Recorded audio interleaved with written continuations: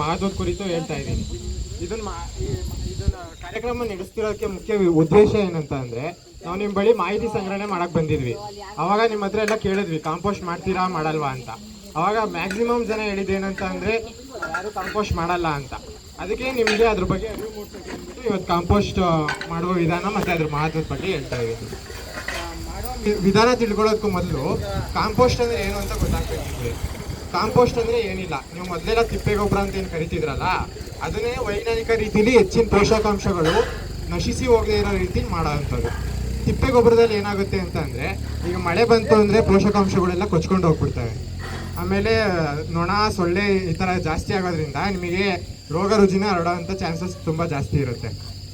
ಆಮೇಲೆ ಇನ್ನೊಂದು ಏನಂತ ಅಂದರೆ, ಅರ್ಧಂಬರ್ಧ ಕೊಳ್ತೋಗಿರೋಂಥ ಗೊಬ್ಬರನ ನೀವು ಹೊಲಕ್ಕೆ ಹಾಕಿದ್ರೆ ಗೆದ್ಲತ್ತೋದು ಇಂಥ ಸಮಸ್ಯೆಗಳು ತುಂಬ ಜಾಸ್ತಿ ಆಗಿಬಿಡ್ತವೆ.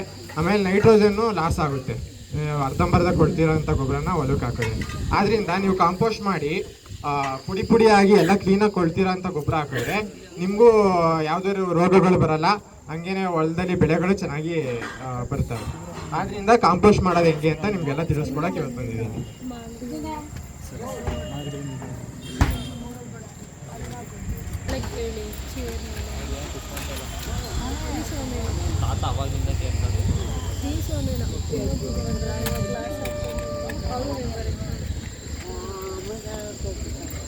ಕಾಣ್ತಾ ಇದೆ ಎಲ್ಲರಿಗೂ ನಿಮಗೆ? ಇದರಲ್ಲಿ ಫಸ್ಟು ತುಂಬ ಕೆಳಗಡೆ ಲೇಯರಲ್ಲಿ ಒಣ ಕಟ್ಟಿಗೆಗಳು ಇಲ್ಲ ಕಡ್ಡಿಗಳು, ಒಣಗಿರೋ ಅಂಥ ಪದಾರ್ಥಗಳು, ಅಂದರೆ ಅದು ಕೊಳೆಯೋಕ್ಕೆ ತುಂಬ ಕಷ್ಟ ಇರುತ್ತಲ್ಲ, ಅಂಥ ವಸ್ತುಗಳನ್ನ ತಳದಲ್ಲಿ ಹಾಕ್ಬೇಕು ಫುಲ್ಲು ಕೆಳಗಡೆ. ಅದ್ರ ಮೇಲ್ಗಡೆ ಒಣಗಿರೋ ಅಂಥ ಎಲೆಗಳು, ಆಮೇಲೆ ಒಣಗಿರೋ ಅಂಥ ಕಸಗಳು ಏನಿರ್ತವೆ, ನೀವು ಮನೆ ಕಸನೂ ಹಾಕ್ಬೋದು, ಅಂಥವನ್ನ ನೆಕ್ಸ್ಟು ಒಣಗಿರೋ ಕಟ್ಟಿಗೆ ಮೇಲ್ಗಡೆ ಹಾಕ್ಬೇಕು. ಅದಾಗ್ತಿರೋ ನೀವು ತರಕಾರಿ ತ್ಯಾಜ್ಯ, ಆಮೇಲೆ ನೀವು ಸುಮ್ಮನೆ ತಿಪ್ಪೆಗೆ ಹಾಕ್ತಿರಲ್ಲ ವೇಸ್ಟು, ಹಸಿ ಕಸಗಳು, ಅಂಥವನ್ನೆಲ್ಲ 3ನೇ ಲೇಯರ್ ಹಾಕಬೇಕು.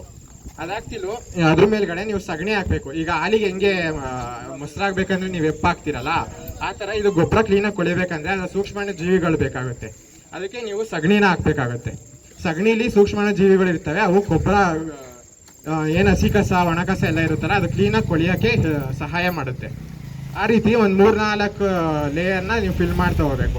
ಈ ಥರ ಫಿಲ್ ಮಾಡೋಕ್ಕೆ ಕಡಿಮೆ ಅಂದ್ರೂ 3 ಅಡಿ ಅಗಲ, 3 ಅಡಿ ಎತ್ತರ, ಆ ಥರ ಗುಂಡಿ, ಆಮೇಲೆ ನಿಮಗೆ ಅನುಕೂಲ ಆಗೋ ರೀತಿಯಲ್ಲಿ ಉದ್ದ, ಆ ಥರ ಗುಂಡಿ ತಗೋಬೇಕು. ಆಮೇಲೆ ನೆರಳಿರಬೇಕು, ಮಳೆ ಬಂದರೆ ಎಲ್ಲ ಕೊಚ್ಕೊಂಡು ಹೋಗೋ ರೀತಿ ಇರಬಾರ್ದು ಅಂಥ ಜಾಗ ಸೆಲೆಕ್ಟ್ ಮಾಡಿಕೊಂಡು 3 ಅಡಿ ಅಗಲ 3 ಅಡಿ ಆಳ ಇರೋಂಥ ಒಂದು ಗುಂಡಿ ತೆಗ್ದು, ಈಗ ನಾನು ಹೇಳಿದ್ನಲ್ಲ ಆ ರೀತಿ ಒಣ ಕಟ್ಟಿಗೆಗಳು, ಅದಾಗ್ತಿರೋ ಒಣ ಕಸ, ಅದಾಗ್ತಿರೋ ಹಸಿ ಕಸ, ಆಮೇಲೆ ಸಗಣಿ, ಈ ಥರ ಒಂದು 3 ಸತಿ